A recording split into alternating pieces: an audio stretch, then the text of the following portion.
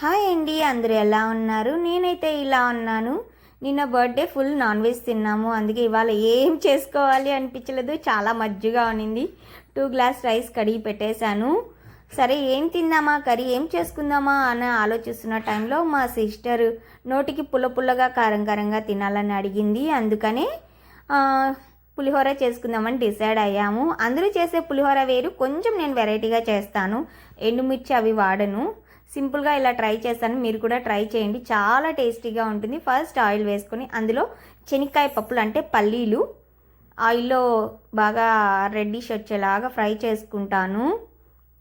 కొంచెం రెడ్గా వచ్చిందంటే చాలండి. మరీ ఎక్కువ హీట్ చేస్తే కూడా మాడిపోతే, ఆ కలర్ వస్తే చాలు. ఇందులో కొంచెం మంచినీపప్పు అంటే పచ్చెనీపప్పు అంటారు, ఉద్దిపప్పు కొంచెం వేసాను. దాంట్లోనే కొంచెం జీలకర్ర, కొంచెం ఆవాలు,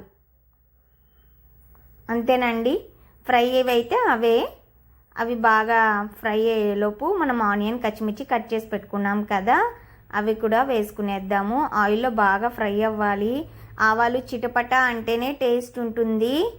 ఇప్పుడు పచ్చిమిర్చి వేసేద్దాము. పచ్చిమిరపకాయలు ఒక 6-7 తీసుకున్నానండి. క్వాంటిటీ సరిపోద్ది కారము, అందుకని 6-7 తీసుకున్నాను. 2 నిమ్మకాయలు తీసుకున్నాను. ఆనియన్, కొత్తిమీర, కరివేపాకు అంటే ఎర్రగడ్డ, కరివేపాకు, పచ్చిమిర్చి కొంచెం హీట్ అయిన తర్వాత అది వేసేస్తే సరిపోద్ది. కొంచెం ఫ్రై అనేవాలి, మరీ ఎక్కువ ఫ్రై అయితే కూడా బాగుండదు. అందుకని కొంచెం ఫ్రై అయితే చాలని చెప్పి ఇందులోనే కొత్తిమీర కూడా వేసేస్తాను. చెప్పా కదా, ఆయిల్లో వేసుకుంటేనే మనకు ఆ ఫ్లేవర్ తెలుస్తుందని. దింపేటప్పుడు వేసుకుంటే కొంతమందికి నచ్చదు. ఇదిగో అన్నం రైస్లో కలిపేసాం మొత్తం చేసింది. బాయ్ అండి, ప్లీజ్.